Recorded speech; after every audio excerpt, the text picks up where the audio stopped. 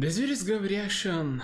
No, it won't be. In this video, I'll be going on ahead and doing a tier list of the characters from Season 2 of Eminence in the Shadow.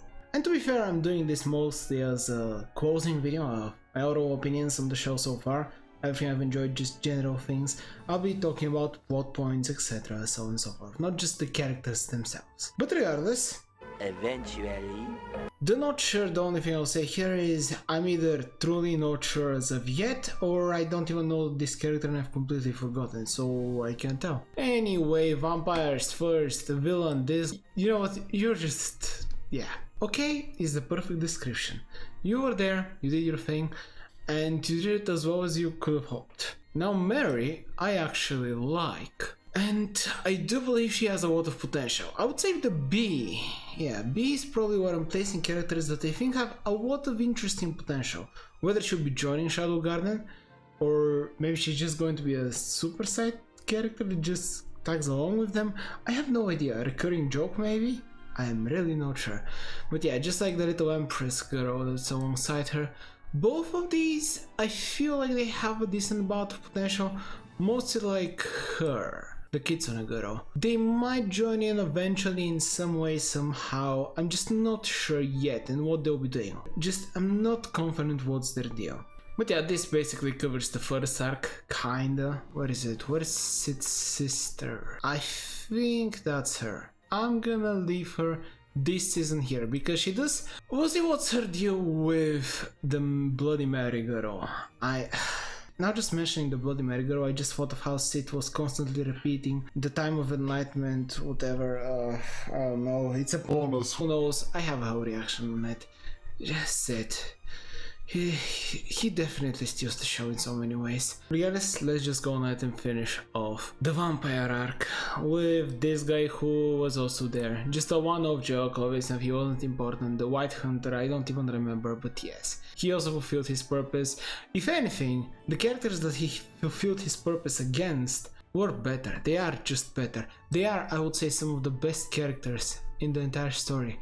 I wouldn't put them all the way in the Eminence in the Shadow, obviously. But yes, jokes that just work brilliantly. These, maybe, no, it's too high. They're good jokes, I enjoy them, but both of them, I wouldn't say they're worthy of the second highest tier. Just not quite. A is definitely for characters I really enjoy. And these guys work, they're funny, and they're gonna be recurring jokes. I'm expecting more serious things from these three. These two, they're forever jokers. They're just gonna be jokes forever. I'm never expecting anything of them. If you watch my reactions, I've mentioned it, but some of these jokey characters, some of them, definitely, if they get more serious arcs, I would love it. I just think, ironically enough, making them serious and important would make them even more funny in my eyes. Alright, sure, might as well go for the 7 shadows. I'll be honest, no, first it has to be them. The best characters in the show. The best male characters, which, as I just said, if they get serious, if there's any arc for whatever reason, Sid, just for fun, decides, you know what, I want 2 people to be my right and left hand just to sound cool, and trains them and they become super badasses, and somehow even more hilariously, they also end up thinking, just like Sid, that everything is a joke, nothing is serious, nothing doesn't matter, they're not as cool as they actually are, but they actually end up being the second and third strongest in the world.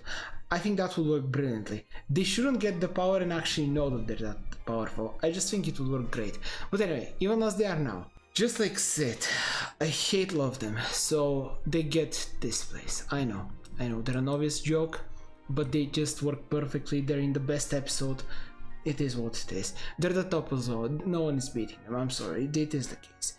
Perfect comedy. Now, when it comes to Shadow, okay, yeah, it's just character design at this point, I'm sorry, it is. You know what, no, no, it's character design, I don't remember which letter. I think this is beta. I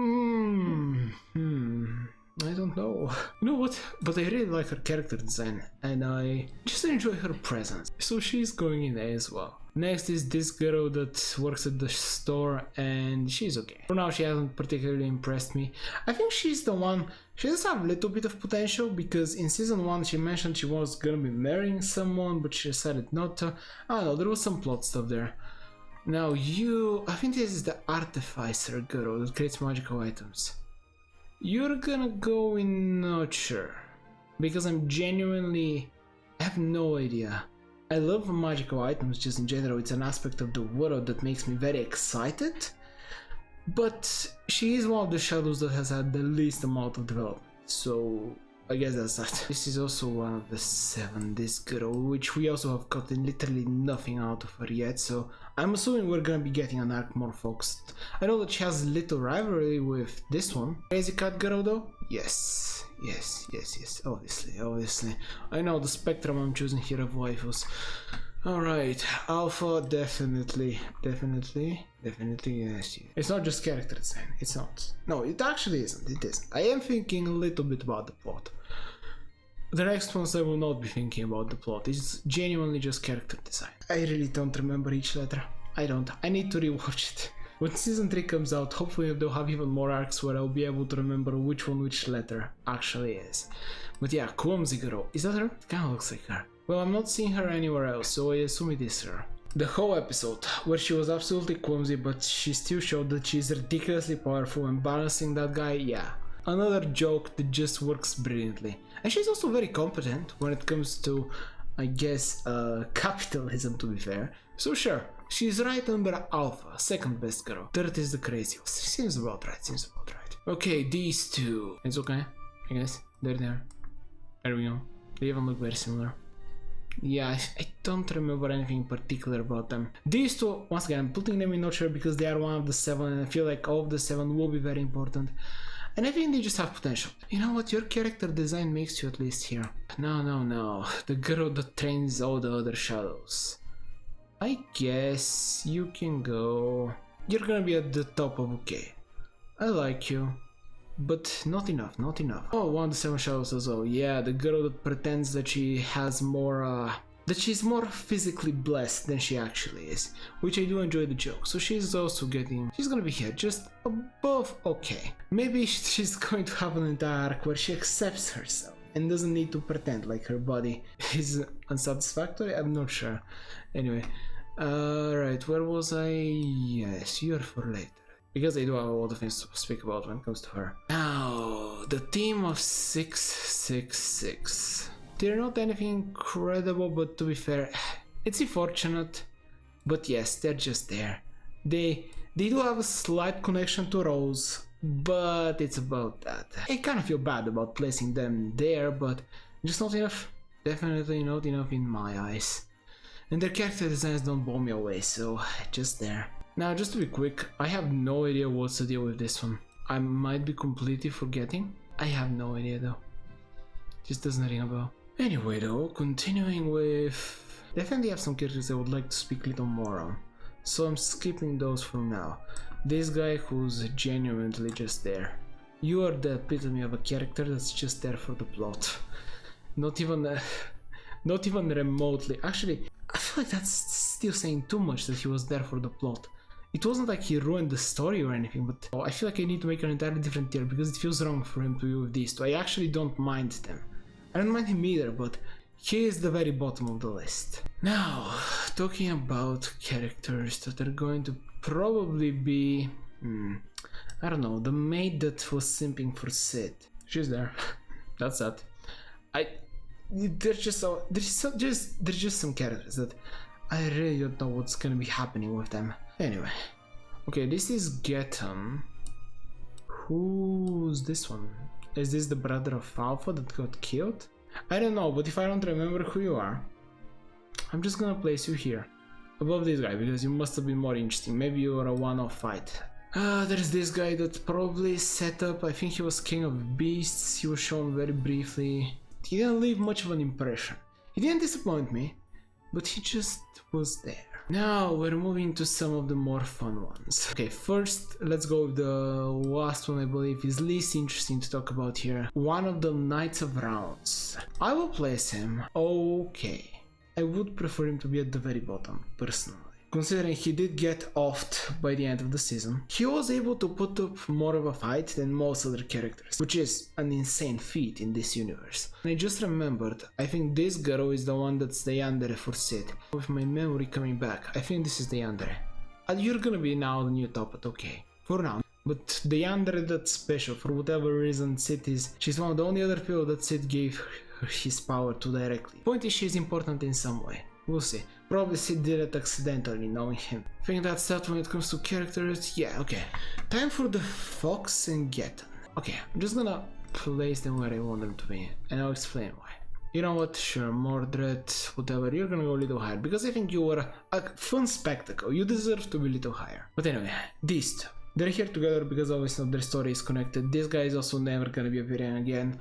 She does have potential, and I do like her character design. So yeah, she is exactly what I want. But when it comes to her story, I do enjoy that we were once again demonstrated that Sid does the right things without ever thinking about it, and playing into his insane luck stat that just alters reality. Geton is a good representation of my hate-love relationship. It was a great spectacle that we witnessed, and yet it was ridiculous and I hated it. It's just how I feel about Eminence in the Shadow. Hate-love. It's the only way I can express it. But anyway, talking about the most serious arc in the actual series so far, I would dare say, Rose. And also the first time where Sid didn't, or rather his desire didn't even remotely come to pass, where he wanted Rose to become the tyrant. And always if he was gonna defeat her at the very end, etc. You know, the whole thing if you've watched it. It didn't work out. However, shockingly enough, the world seemed like it really tried to make Rose become a bad person. Just the whole storyline of her betraying the shadows. And then, for her mother, only to realize that her mother couldn't care less, and she's a piece of garbage. And she was also in love with a guy that's named Parvashat. That's his actual name. Brilliant. Absolutely marvelous. I'll be fair, as characters, genuinely, this is mostly about the characters, not just the plot stuff that they did, so sure, she's in okay, but the plot, the whole story, I really did enjoy it. It was definitely a reveal that was obvious, that she was with Parvashat, but she was not important in the end, not even remotely, so I'm gonna leave her here, but I really do enjoy the revelation that Rose had to witness what she witnessed. And Parvashat, you're a good villain, definitely. One that definitely got his comeuppance and deserved everything he got. I like you more than Geton, but you both got brilliant endings where you got absolutely decimated, so I'm satisfied with that. Now, as I said, the whole arc, the whole development, everything that Rose went through, it was actually the type of thing that I would have loved to see in a serious story. Genuinely, there's a lot of stories that go way less hard when it comes to developing a character than they went with Rose in this comedic show. So Rose, I know that this might be insane, but she is my favorite, I would dare say, non-Eminence in the Shadow character. She is definitely the absolute favorite, and who knows, if Sid comes back, and we'll talk about that in a second, but if he does come back, and Rose is the evil overlord or whatever, and they can go in so many directions with her, I'm excited, I really like her. This season definitely made me appreciate her. Later. Yeah, definitely, probably second favorite character. I would say so. So, that's that. I just like her. And her character design also I really do like, so that's that. But anyway. Episode 1, girl. I'm not sure. I cannot express it in any other way. I don't know where to begin. Apparently in our world, they went in this direction where, coming back to our world, now magic has actually appeared and there is powers. It's so interesting. It really shifts the entire plot. I have no clue what to say. These guys were great jokes. Obviously not recurring. I feel like she'll be more important, so I'm placing her in not sure. But these two, they were just great. I love them as a joke. I know I'm placing them okay, but they really are okay for me in this show. Means that they executed their purpose perfectly, but I don't really need to see them ever again. So yeah, that's kind of what I feel when it comes to this tier. The Shadow Garden girls, I do think they have potential. If they didn't, I would kind of place them here. But yes, the whole plot with just going back to our world with the scientific technology, maybe developing magic, doing some crazy stuff, explaining the whole plot of how magic actually came to the world of where the Eminence in the Shadow world, whatever Sid came to being reincarnated to. Regardless, that's whole thing. It's so fascinating. I love the idea. I want them to go deep into explaining the world, the powers, everything. I just explaining the different dimension, the multiverse aspects. There's so much potential. Once again, if it comes to plot relevance, plot stuff, these guys would be very much so higher. But as a character, they're just there. A few minutes later. Well, who's going to be surprised by this? Yes, from presentation to the absolute insanity I'm convinced Sid actually has. I've heard some interesting perspectives on this show, where some people say maybe Sid is actually feeling rejected by our society. Maybe that's why he became so obsessed with becoming more powerful. He felt a great tragedy from being rejected in our world. But I am starting to believe that no, especially after season 2, no, Sid would have ended up this way just being a super fan of the Eminence in the Shadow guy, and he might be genuinely insane, which I would love as a concept. I really feel like insane characters are genuinely underrepresented when it comes to being positive main characters. I can't really express it, but I really want more insane main characters. How should I say? They're just insanely driven, insanely focused. There is a lot of shonen characters, maybe that's why I like them like that, but he's just focused on what he is, on what he wants to be, and he's willing to do absolutely everything. I genuinely don't think that he cares about the fact that Shadow God and his girls and they give him attention, that they're into him. I truly believe that if Sid got the option to be the most insane overpowered god, but he will never talk with anyone else, he'll be completely by himself and he can slaughter the entire planet. He's just a very cool individual. He's that narcissistic in a way, and I really appreciate that about him. And talking about how narcissistic he is so incredibly full of himself that he created a second persona, John Smith. And unsurprisingly, he also gets at the very top. And I'll be fair, Shadow is definitely much more my alley, so I prefer him. But John Smith is also a good addition. John Smith was great though. He's exactly what Sid wanted. He's an Eminence in the Shadow in a different flavor. Just slightly less cool flavor than Shadow himself, in my personal opinion. Now we need just one more so that we can... But Sid is not here. This tier list has made the mistake. Where is Sid? But to be fair, Sid would be... he's the perfect mob side character. He is incredible, so he also is going in the Eminence in the Shadow. He is. He's not here, but I had to mention him. And I can't wait for the more personalities that he'll be revealing, because if you know Sid, he's absolutely gonna do it again. Not to talk about the fact, I even forgot to mention it, but talking about personalities of Sid, Geton, the whole reason he became evil, the whole reason everything happened here, was because he was slaughtered by Sid whenever he was a small child with a bag on his head, and he slaughtered his people or whatever because they were bandits. I hate this show so much. But hey, I'm excited to see what else is gonna be happening with this. I genuinely love this anime. I'll be watching it, and if it stops, I will probably read either the manga or the light novels. It's one of those things that I absolutely must. However, it's ridiculous. Animation is great. I love the show overall, and I definitely felt the need to make this video just to give my overall thoughts. And I'm just very excited for season 3, or I think a movie is coming out actually sooner than season 3. There has to be season 3. I would hope. There is a video there, you can subscribe to my channel there, and I hope you enjoyed it as much as I did.